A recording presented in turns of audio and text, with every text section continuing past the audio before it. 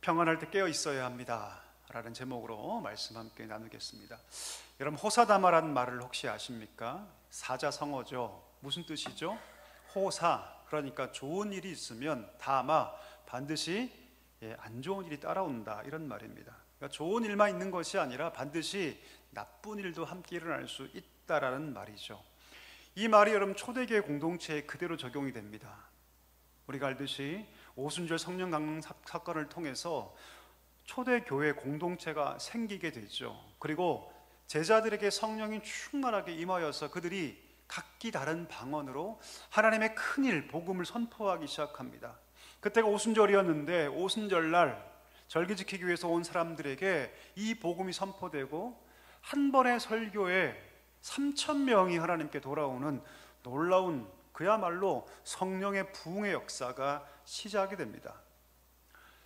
부흥의 역사가 거기서 멈추지 않죠. 우리가 알듯이 또 한 번의 놀라운 기적 사건이 벌어지는데, 성전 미문에 앉아 구걸하던 40여 년 동안 한 번도 걷지 못했던 안준뱅이를 고치는 사건이 일어납니다. 그 사건을 계기로 솔로몬 행각에 모여있던 수많은 사람들에게 베드로, 요한이 설교하죠. 복음을 전합니다. 너희가 잡아 죽인 예수 그리스도를 하나님께서 살리셨다. 그리고 우리의 주가 되게 하셨다. 이를 살리신 이가, 이 사람을 고친 이가 바로 예수 그리스도시다. 우리가 이 일의 증인이다. 그 복음의 선포를 통해서 자그마치 5,000명이 하나님께 돌아오는 놀라운 역사가 일어나게 됩니다. 이 일 때문에 여러분 안 좋은 일도 일어나죠. 사내들인 공의회 회원들이 베드로, 요한을 불러다가 위협하기 시작합니다. 다시는 예수의 이름으로 말하지도 말라, 아무 일도 하지 말라라고 겁박하죠. 그들의 겁박 앞에 베드로와 요한이 담대하게 이렇게 말합니다. 우리는 너희의 말보다 하나님의 말씀을 따를 것이고 우리가 보고 들은 것을 말하지 않을 수 없다. 담대하게 선포합니다. 물론 이 일 때문에 교회가 핍박을 당하게 되지만, 그래서 앞으로 어떤 시련을 당할지 알 수 없게 되는 상황이 펼쳐지게 되지만, 그러나 교회는 더욱더 든든하게 세워지기 시작합니다. 위기 상황 앞에서 그들이 무엇을 합니까? 기도하기 시작합니다. 온 성도가 한 마음으로 기도하기 시작하죠. 그 기도의 지경이 어디까지 가냐면, 하나님, 비록 우리가 박해의 상황에 내몰린다 하더라도 우리가 해야 할 일, 담대하게 주의 복음을 증거하는 일에 조금도 주저함이 없도록 우리 가운데 담대함을 주시옵소서. 그들은 기도하기 시작했던 것이죠. 박해는 강해져 가고 있었지만 그들의 신앙은 더욱더 강해져 갔습니다. 뿐만 아니죠. 내부적으로는 여러분, 성도들은 더욱더 결속되기 시작합니다. 자기의 물건을 한 마음과 한 뜻 되어서 서로 통용하기 시작합니다. 물건만 서로 통용하는 것이 아니라 어떤 사람은 자기 전 재산을 팔아서 사도들의 발 앞에 두기까지 합니다. 서로 깊은 영적인 공동체로 만들어져 가고 있었죠. 이제 교회는 여러분, 어떤 폭풍우가 몰아쳐도 그 모든 압력을 이겨낼 만한 힘을 갖추게 된 것입니다. 자, 이런 좋은 분위기 상황 속에서 오늘 본문에 보니까 아주 비극적인 사건 하나가 터집니다. 어떤 사건입니까? 바로 아나니아와 삽비라 사건이 터집니다. 아나니아와 삽비라, 여러분 아마 이 두 부부는요 꽤 부자였던 것 같아요. 그리고 보니까 아나니아와 그 삽비라가 의논해서 자기의 소유의 땅을 팝니다. 그런데 그 전부를 갖다 바치는 것이 아니라 그 일부를 감추고 나머지만 사도들의 발 앞에 가져다 줍니다. 근데 문제는 그것이 문제가 되죠. 그 일 때문에 그 부부는 한날 한시에 죽임을 당하게 됩니다. 참 가슴 아픈 일들이 교회 안에 발생한 것입니다. 왜 이런 일이 벌어지게 된 것일까요? 한번 여러 가지 생각해 봐야 합니다. 왜 이 두 부부는 땅을 판 것일까? 땅을 팔았다면 다른 사람들처럼 그냥 드리면 되는데 왜 이 두 부부는 그 일부를 감추었을까? 더 중요한 질문, 그러면 왜 이 두 부부는 죽임을 당해야 했을까? 여러분, 이 질문을 찾기 위해서, 답을 찾기 위해서 오늘 본문 앞에 나와 있는 말씀들을 좀 살펴봐야 하는데요, 앞서 제가 얘기했듯이 여러분, 교회가 박해가 시작되었을 때 그들은 끈끈하게 사랑의 교제를 나누어 갑니다. 사랑의 교제 핵심이 무엇입니까? 내 것을 내 것이라고 얘기하지 않는 거예요. 물건을 함께 나누고, 심지어는 여러분, 자기의 모든 재산을 다 팔아서 누군가를 위해서 헌납하는 일들이 발생합니다.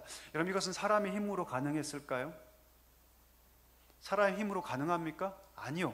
성령의 능력으로만 가능한 것입니다. 우리가 보지 않았지만 4장 32절에 보면 믿는 무리가 한 마음과 한 뜻 되어서 모든 물건을 서로 통용했다라고 기록하고 있는데, 그 말씀 앞에 이런 말씀이 기록되고 있습니다. 한번 볼까요? 자막 띄워주시죠. 사도행전 4장 31절 말씀 같이 읽겠습니다. 별기를 다음에 모인 곳이 진동하더니 무리가 다 성령이 충만하여 담대히 하나님 말씀을 전하니라. 성령이 충만하게 그 임했다라는 말씀에 이어서 어떤 말씀이 나오냐면 서로 물건을 통용했다. 서로 물건을 통용했다는 말이 나옵니다. 무슨 말일까요? 서로 물건을 통용하고 심지어 자기의 모든 재산을 다 팔아서 사도들의 발 앞에 둔 것은 자기의 인간적인 결단 혹은 어떤 누군가의 감동, 이런 것이 아니라 성령의 이끄심을 따라서 이 모든 일들이 다 이루어지게 됐다는 것이죠. 여러분, 한번 생각해 볼까요? 평생 일해서 모은 자기의 전 재산을 누군가를 위해서 다 바칠 수 있는 건 사람의 힘으로 가능합니까? 가능하지 않습니까?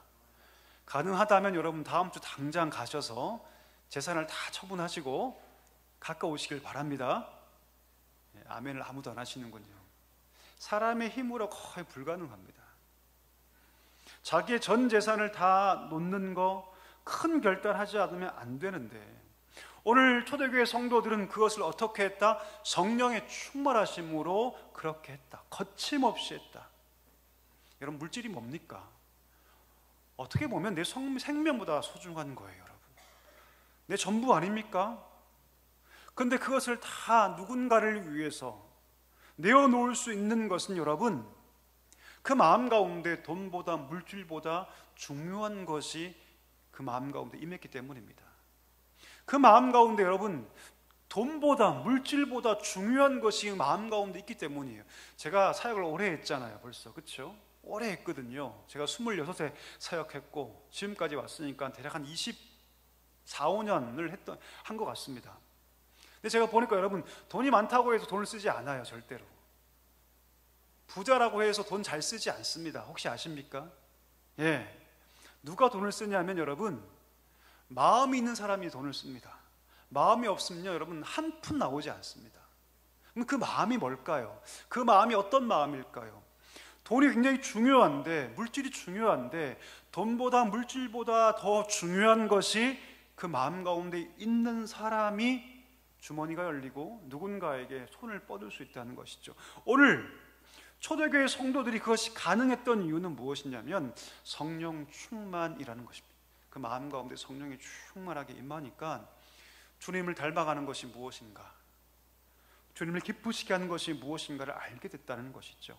소유는 너무 중요한 것이고 물질은 너무 중요한 것이지만, 그러나 그것을 하나님이 기뻐하시니, 성령께서 그것을 원하시니 기쁨으로 다른 사람을 위해서 기꺼이 내어줄 수 있었던 것이죠. 아무도 강요하지 않았습니다. 성령의 감동하심을 따라 100%의 자발적으로 거침없이 그렇게 한 것이죠. 이렇게 행한 사람 가운데 대표적인 인물이 누구냐면, 우리가 읽지 않았지만 4장 맨 마지막 절에 보니까 그 사람들 중에 누가 있었다? 바나바가 있었다. 바나바. 많은 사람들이 여러분, 자기의 재산을 팔고 물건을 함께 통용하고 심지어는 전 재산을 다 팔아서 사도들의 발 앞에 가져올 때에 바나바도 그렇게 했다라고 성경이 기록합니다. 자, 그러면 여러분, 오늘 아나니아와 삽비라 사건 바로 직전에 성경은 여러분 바나바를 기록하고 있는데, 왜 이 두 인물을, 바나바와 아나니아를 왜 대비해서 우리 가운데 보여주고 있을까요? 바나바가 엄청난 많은 재산을 헌납했기 때문에? 그렇지 않습니다. 오늘 의도적으로 성경은 바나바와 아나니아 삽비라 부부를 대조하고 있어요. 바나바가 자기의 모든 밭을 팔아서 그 값을 사도를 앞에 가져다 둘 수 있는 이유는 무엇이었을까요? 성령의 충만함 때문입니다. 사도행전 11장 24절에 보니까 바나바를 이렇게 소개하고 있는데요, 바나바는 착한 사람이었고 성령이 충만한 사람이었다라고 소개하고 있습니다. 바나바는 여러분 성령이 충만한 사람이었습니다. 그가 밭을 팔아서 전 재산을 오늘 갖고 온 이유는 성령의 감동하심 때문이었습니다. 더군다나 그는 착한 사람이죠. 착하고 성령이 충만한, 믿음이 충만한 바나바는 여러분 어떤 사람으로 성장하냐면 그 교회의 리더로 성장하게 됩니다. 나중에 여러분 안디옥 교회가 파송하고자 할 때 이 바나바를 보냅니다. 파송받고 안디옥 교회를 섬기고 결국 나중에 바울과 함께 전도 여행자가 되어서 세계의 복음을 전하는 자가 되지 않습니까? 자, 그런데 여러분 이 바나바를 굉장히 부러워한 사람이 있었어요. 그가 누구냐면 오늘 본문에 등장하는 아나니아와 삽비라입니다. 어쩌면 여러분 바나바가 자기의 모든 재산을 다 팔아서 사도들에게 가져왔을 때 교회 안에는 여러분 그를 칭찬하는 소리로 가득했을 겁니다. 야, 역시 바나바다. 야, 정말 바나바다. 아마 그렇게 칭찬했을 거예요. 근데 여러분 바나바가 칭찬받는 이유가 단지 자기의 재산을 다 주었기 때문입니까? 그렇지 않아요. 이런 바나바는요 별명입니다. 별명. 원래 본 이름이 뭔지 아십니까? 본래 이름은 요셉이에요. 근데 성경은 여러분 요셉이라고 기록하지 않고 처음부터 끝까지 요셉을 뭐로 기록합니까? 바나바로 기록해요. 무슨 뜻일까요? 바나바, 위로의 아들이란 뜻입니다. 사람들이 그를 부를 때 요셉이라고 부르지 않고 뭐라 부른다? 위로의 아들, 위로의 아들 이렇게 불렀어요. 별명처럼. 왜 그렇게 불렀을까요? 그런 마음이 온유하고 포근한 사람이었습니다. 어렵고 힘든 사람이 있으면 가장 먼저 가서 말로, 삶으로 품어주고 위로해주던 그런 사람이었습니다. 누군가 아파하면 함께 울어주고, 누가 고통당하면 말로만 하는 것이 아니라 삶으로 그를 함께 해줬던 사람. 그래서 사람들은 그를 어떻게 불렀냐면 요셉이라고 부르지 않고, 자, 너는 위로의 사람이다. 넌 위로의 사람이다. 너는 바나바다. 그렇게 사람들은 그를 그렇게 부르며 칭찬했던 것이죠. 그런데 생각이 짧았던 아나니아와 삽비란 여러분 어떻게 이 일을 생각하냐면, 바나바가 자기의 모든 재산을 교회에 바쳤기 때문에 인정받는 거라고 착각합니다. 그래서 자기도 자기 재산을 팔아 바치면 저렇게 바나바처럼 나도 인정받을 거야, 그렇게 기대했던 것이죠. 근데 문제는 두 가지의 문제가 발생합니다. 그 결정이 성령의 충만하심을 따라 이루어진 것이 아니라 전적으로 인간적인 생각 가운데 이루어지기 때문에 막상 갖다 바쳐려니까 어떤 마음이 들어요, 여러분? 아까운 거예요. 너무 아까운 거죠. 이 돈이 어떤 돈인데, 이 돈이 어떤 돈인데. 그리고 일부를 감춥니다. 그리고 가지고 오면서 뭐라고 얘기합니까? 이것은 내가 가지고 있는 모든 땅을 다 판 값입니다라고 바치죠.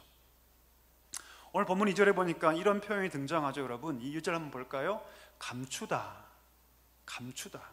그가 일부를 감추었다, 감추다라는 표현이 등장하는데, 이 단어가 언제 쓰이냐면 여호수아 7장에 보면 여러분 아간이라는 사람이 나옵니다. 혹시 아십니까? 아간.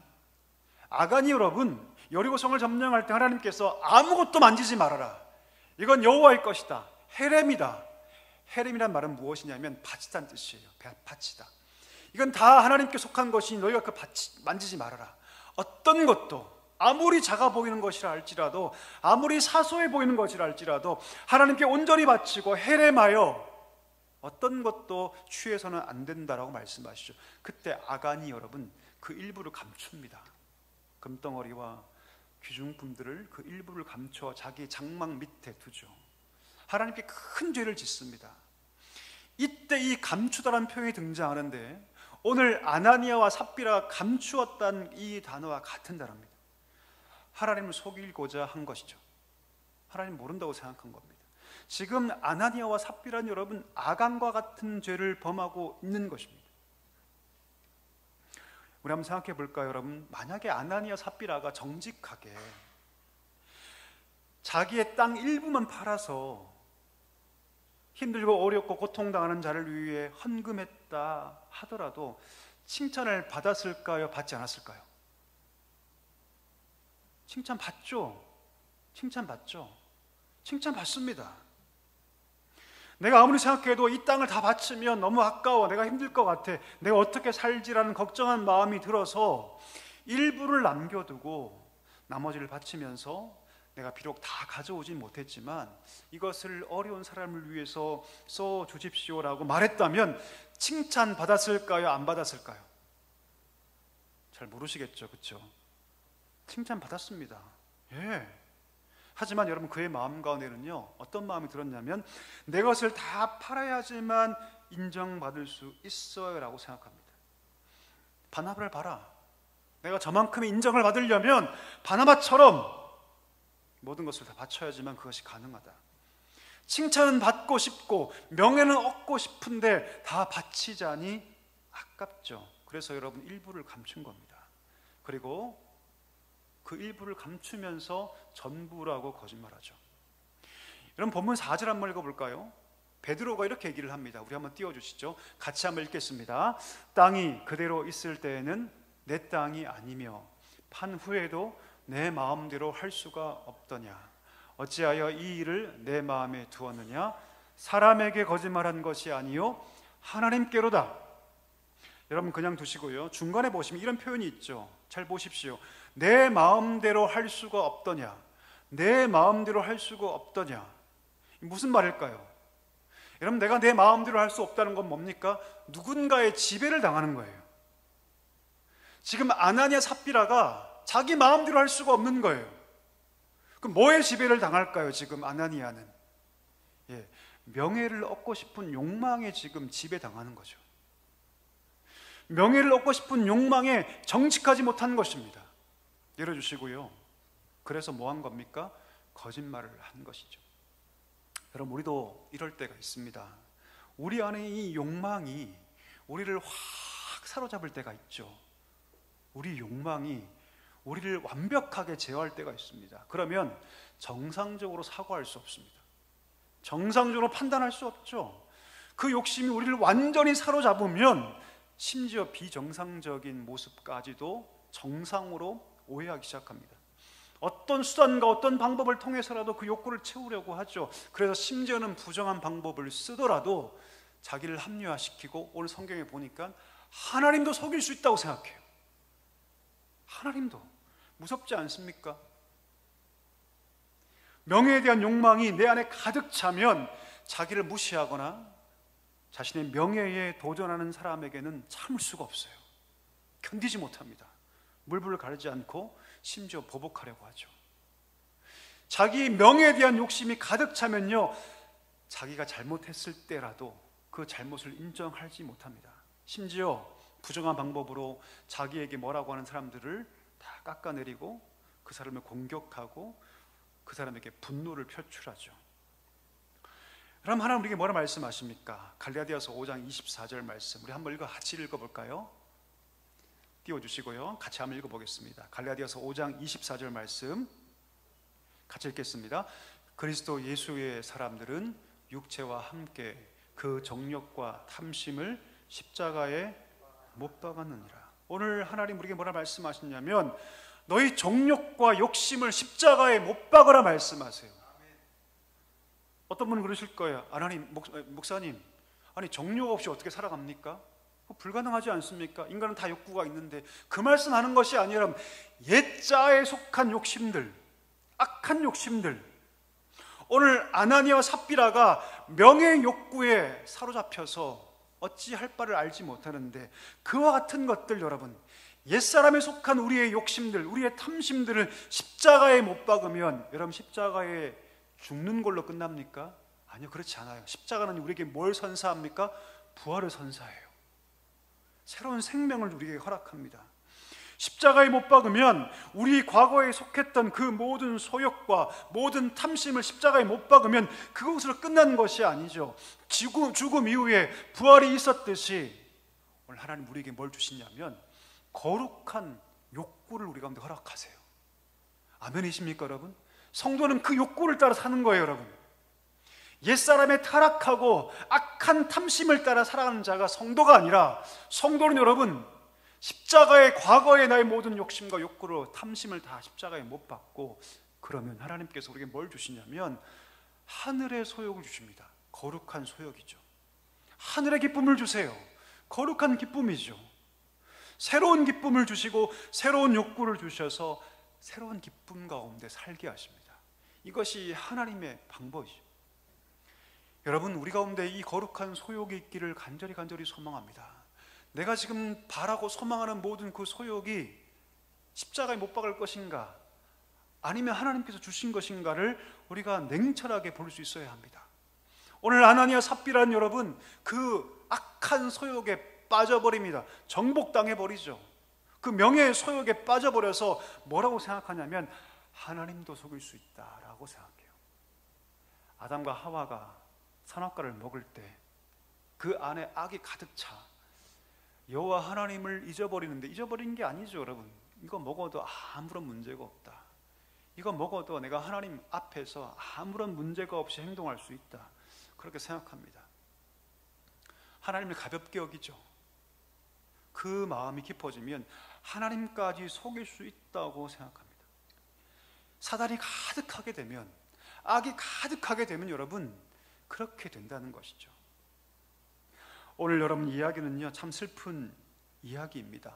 교회가 막 부흥하고 있고 서로 막 물건을 서로 통용하고, 심지어 사람들은 자기 재산을 팔아서 누군가를 돕기 위해서 그렇게 하는 그런 상황 가운데 너무나 고통스러운 이야기가 우리 가운데 주어지고 있습니다. 왜 하나님은 오늘 누가를 통해서 이 사건을 기록하셨을까요? 굳이 이거 여러분 기록하지 않아도 되는 거 아닙니까? 예? 근데 오 하나님은요 이 좋은 분위기, 이 엄청난 부흥의 사건 속에서 왜 하나님은 5장에서 이 끔찍하고도 고통스러운 이 사건을 하나님은 이걸 일부러 기록하게 하셨을까요? 그것은 바로 여러분 우리가 깨어 있어야 한다는 것입니다. 부흥하고 성장할 때 깨어 있어야 합니다. 아름다운 신앙 공동체를 이루어가고 있을 때, 우리 가정이, 우리의 개인의 신앙이 여러분 아무런 문제 없이 건강하게 성장하고 있을 때 그 틈을 누가 노립니까? 마귀가 노린다는 것이죠. 교회가 성장하고 하나님의 은혜 안에 든든히 세워질 때 마귀는 여러분 그때가 가장 약한 때인 것을 압니다. 우리 가정도 마찬가지죠. 우리 개인도 마찬가지입니다. 아무런 문제가 없습니다. 몸도 건강해요. 자녀에 아무런 문제가 없습니다. 그런데 그때 누가 여러분 틈을 타냐면 마귀가 우리 가운데 틈을 탑니다. 근신하라, 깨어라.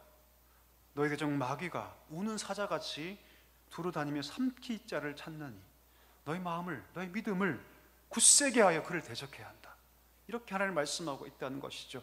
대적 마귀는 여러분 외부적으로 여러분 핍박과 협박이 있을 때 우리를 공격하지 않습니다. 여러분 그것은요 이미 역사적으로 판별됐어요. 교회는 수많은 위협이 있을 때 더 견고해집니다. 놀랍죠? 박해 가운데 교회는 성장해 왔어요. 언제 위기인 줄 아십니까? 아무런 문제가 없을 때, 아무런 평안한 문제 없을 때, 오늘 교회처럼 교회가 부흥하고 성장할 때, 그때 비로소 사단은 틈을 타게 된다는 것이죠. 여러분 늘 적은 여러분 우리 안에 있습니다. 이것을 기억해야 합니다. 외적인 상황이 어려워지고 여건이 어려워지고 우리 삶에 박해가 있을 때, 아니요, 그렇지 않습니다. 우리 마음 가운데 여러분 늘 적이 있다는 사실을 기억할 수 있게 되기를 주의 이름으로 간절히 소망합니다. 삶이 평안하다고 느낄 때, 그럴 때일수록 늘 깨어 기도하며 근신하여 악한 사단 마귀의 그 모든 공격을 대적할 수 있게 되기를 간절히 소망합니다. 믿음에 견고하게 서서 우리가 따라가야 할 그 사명의 본질을 잃어버리지 말고 끝까지 믿음으로 승리할 수 있는 우리 복된 성도들 될 수 있기를 주의 이름으로 간절히 축복합니다.